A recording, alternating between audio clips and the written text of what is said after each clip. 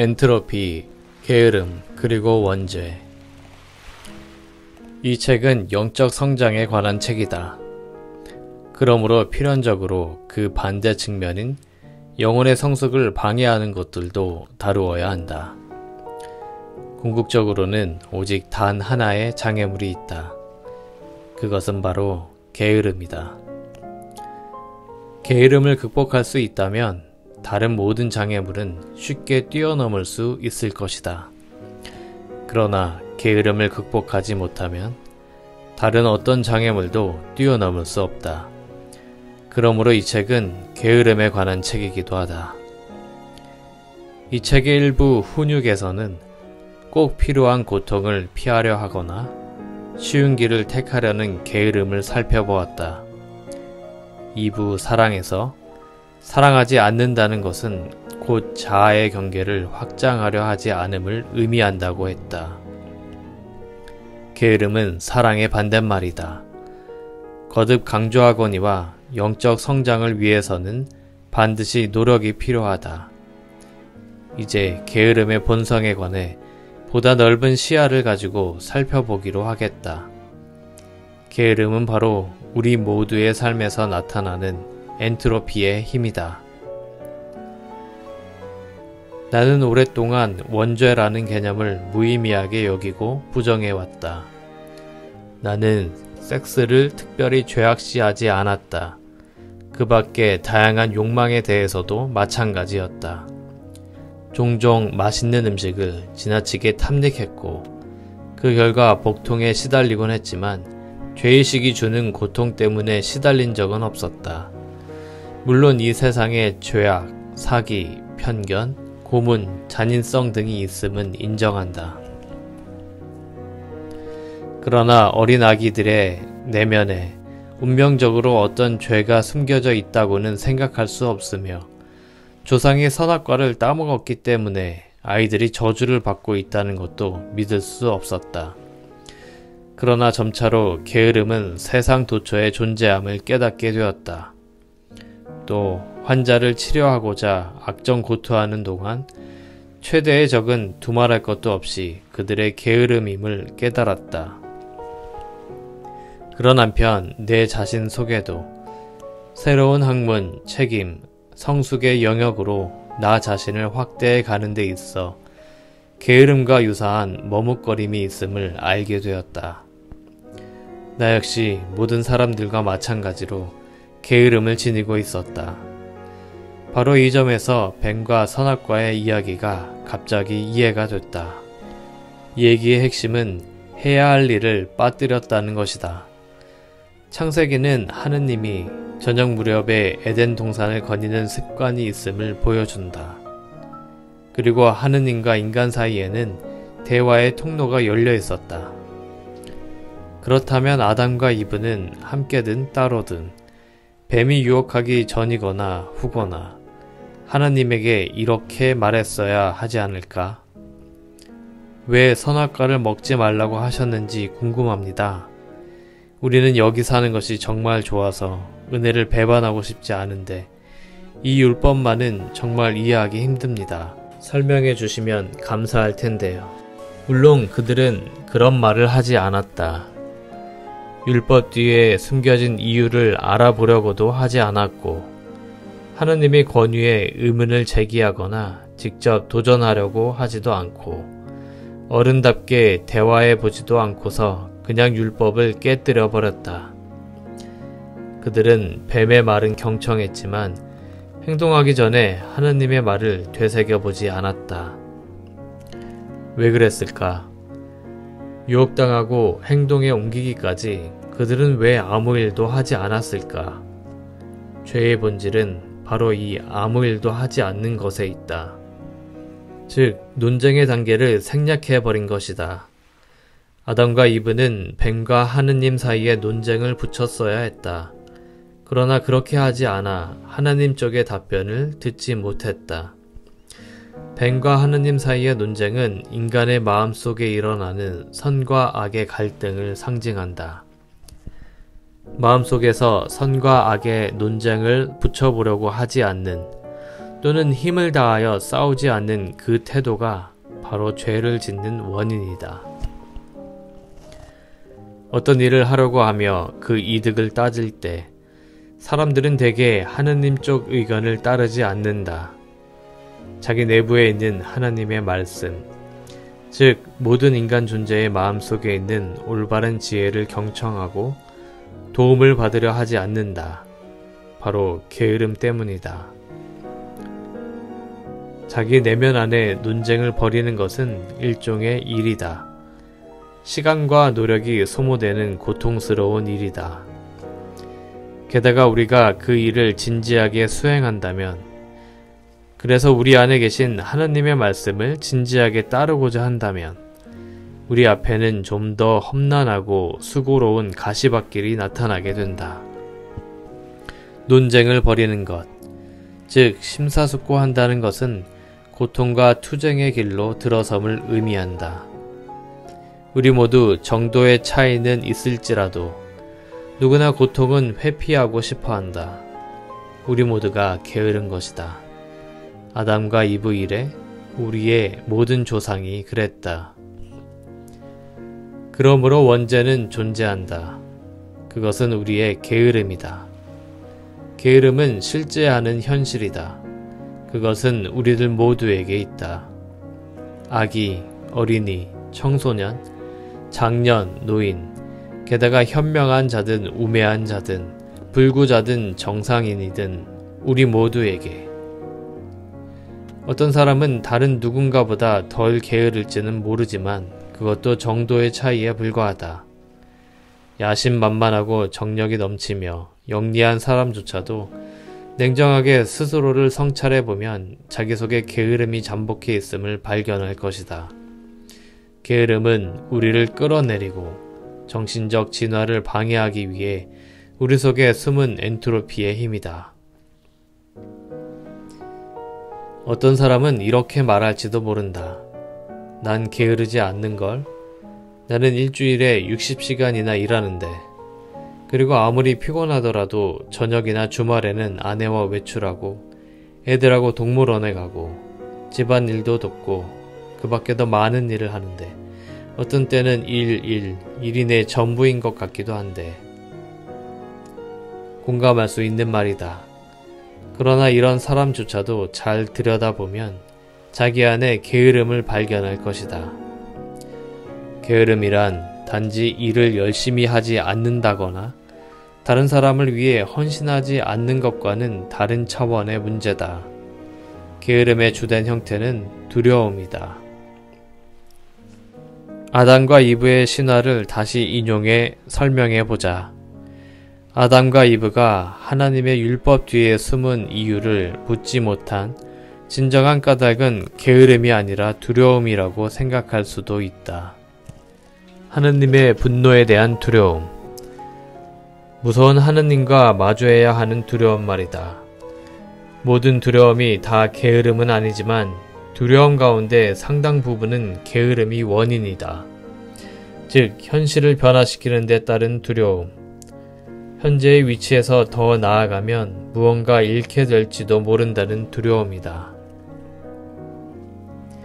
일부 훈육에서 사람들은 새로운 정보를 위협적인 것으로 생각한다는 점을 지적했다. 새로운 정보를 수용한다는 것은 현실에 대한 그들의 지도를 개정하는 데 많은 노력이 필요하다는 뜻이다. 하지만 사람들은 본능적으로 이러한 일을 싫어한다. 결과적으로 사람들은 새로운 정보를 수용하기보다는 그것에 대항해 싸우는 경향이 있다.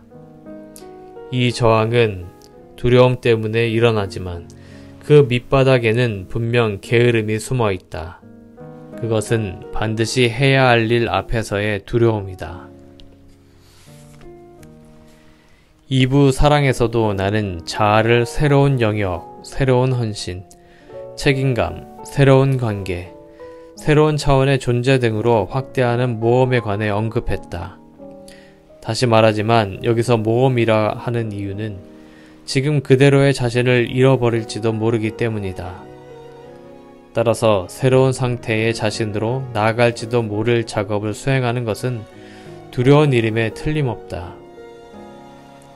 아담과 이브는 하나님에게 솔직하게 물었을 때 일어날지도 모를 일을 두려워했을 수도 있다. 그래서 그들은 쉬운 길로 향했다. 힘들이지 않고도 지혜를 얻을 수 있는 비겁한 지름길을 택했다. 그러면서도 잘 되기를 희망했다. 그러나 그렇게 되지 못했다. 하느님께 묻는 것은 많은 일을 해야 함을 의미한다. 그러나 이 이야기의 교훈은 반드시 그렇게 해야 한다는 것이다. 심리치료사들은 환자가 약간은 괜찮지만 근본적인 변화라든가 그 변화에 따르는 일은 두려워한다는 것을 잘 안다. 환자 중 19은 심리치료를 시작하고서 미처 다 끝내지 못한 채 그만둔다. 바로 두려움과 게으름 때문이다. 탈락자 가운데 대부분은 진료받기 시작한 지 몇 번 만에 또는 몇 달 만에 그만둔다.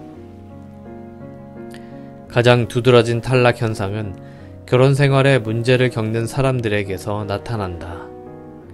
그들은 자신의 결혼이 아주 잘못되었거나 파괴적이어서 정신건강을 되찾으려면 이혼을 하든지 아주 고통스러운 과정을 통해 결혼 생활을 재정비해야 함을 처음 몇 번의 치료에서 예감한 사람들이다. 사실 이런 환자들은 진료를 받기 전에 이미 이런 사실을 어렴풋이나마 알고 온다. 처음 몇 번의 치료가 이미 그들이 알고 두려워하는 사실을 확인시켜 준 것이다.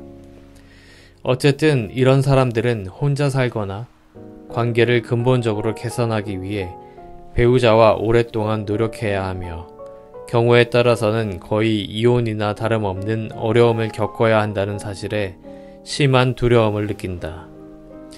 그래서 한동안 상담을 받다가 그만둔다. 그들의 핑계는 다양하다. 비용이 많이 들어 더 이상 진료를 받을 수가 없네요. 라든가 때로는 아주 솔직하게 현실을 인정하기도 한다. 진료를 계속 받는 게 결혼 생활에 영향을 미칠까 두렵습니다. 이게 도망가는 것인 줄 압니다. 언젠가 다시 상담을 받으러 오게 될 거예요. 그들은 자신의 고통을 극복하기 위해 엄청난 노력을 각오하기보다는 현재의 고통스러운 현실에 안주하는 쪽을 선호한다. 영적 성장의 초보 단계에 있을 때 사람들은 대체로 자신의 게으름을 인지하지 못한다. 물론 입으로는 저 역시 다른 사람들처럼 게으를 때가 있어요 라고 말한다. 이것은 자신 안에 있는 게으름이 악마처럼 비양심적이며 눈속임하는 변장에 능하기 때문이다. 게으름은 여러가지 핑계로 자신을 합리화한다. 따라서 자아의 더 성숙한 부분도 여전히 너무 나약해서 게으름을 쉽게 간파하거나 이와 투쟁할 능력이 안 된다. 내가 상담하는 환자들은 이 지적에 대해 어떤 새로운 지식이라도 얻은 듯 말한다. 이 분야는 많은 사람들이 연구했지만 아직 이렇다 할 결론이 없다거나 게으름에 빠져 알코올 의존증 환자가 돼서 자살한 남자를 알아요 라거나 새로운 일에 적응하기엔 나는 너무 늙었어 라거나 선생님은 나를 자신의 복제품으로 만들려고 하시는군요. 심리치료사가 그래도 되는 겁니까? 등등의 말로 회피한다. 환자나 학생들이 보여주는 이런 반응은 모두 게으름을 감추려는 몸짓이다. 그것은 의사나 선생을 속이기보다는 자기 자신을 기만하는 것이다. 자기 속의 게으름을 깨닫고 인정하는 것이야말로 게으름을 줄여나가는 첫걸음이다. 그러므로 영적으로 보다 성장한 사람은 자신의 게으름을 잘 아는 사람이다. 자신이 게으르다는 것을 잘 아는 사람이야말로 가장 덜 게으를 수 있다. 나는 개인적으로 성숙을 위한 투쟁에서 새로운 통찰력을 얻었다. 그러나 그것은 쉽게 빠져 달아나는 경향이 있다. 아니, 그보다는 새롭고 건설적인 생각이 뇌리를 스치는 바로 그 순간에 나도 모르게 멈칫거리게 된다. 대부분의 시간 동안 이런 귀중한 생각들을 무심코 흘려보내고는 어떻게 해야 할지 당황해하며 이것들을 찾아 헤맨다. 그래서 나는 주저하고 있음을 깨달으면 영 내키지 않는 쪽으로 걸음을 옮기려고 애쓴다. 엔트로피와의 싸움은 끝이 없다. 우리는 병든 자아와 건강한 자아를 모두 갖고 있다. 신경증에 걸렸거나 심지어 정신질환이 있다 하더라도, 겁이 많아 마음이 딱딱하게 굳어 있다 해도 아직도 우리 마음속에는 보잘것없지만 성장하기를 바라고 변화와 발전을 좋아하고, 새롭거나 미지의 것에 마음이 끌리며 일하기를 좋아하고 영적 진화에 따른 위험을 감행할 준비를 갖춘 영역이 당당히 존재한다. 그런가 하면 겉보기엔 건강하고 영적으로 성숙해 보이는 사람에게도 자신을 고양시키기를 원치 않고 낡고 익숙한 것에 집착하며 변화와 수고를 두려워하고 그 대가를 생각하지 않고 그저 고통 없이 안락하기만을 바라며 정체되고 퇴보하는 인간이 되는 쪽을 택하려는 영역이 반드시 있다. 어떤 사람은 자아의 건강한 부분은 측은아리만큼 작아서 병든 자아의 게으름과 두려움에 전적으로 지배되기도 한다. 또 어떤 사람들은 빠른 속도로 성장하면서 건강한 자아가 하느님의 경지에까지 자신을 끌어올리려고 애쓴다. 그러나 건강한 자아는 우리 속에 숨은 병든 자아에 대해 경계심을 늦춰서는 안 된다. 바로 이 한 가지 점에서 모든 인간은 똑같다. 즉, 우리 모두 각각의 깊은 곳에는 병든 자아와 건강한 자아, 당신의 의지에 따라 삶을 혹은 죽음을 부추길 수도 있는 병든 자아와 건강한 자아가 동시에 작용한다. 우리 개개인이 인류 전체를 대표한다. 각자 내부에는 하나님의 경지에 이루고자 하는 인류의 끈질긴 소망이자 본능이 자리 잡고 있다. 동시에 인간을 퇴행시키고 그가 태어난 자궁 속과 다를 바 없는 수렁으로 되돌리려는 엔트로피의 힘, 게으름이라는 원죄도 존재한다.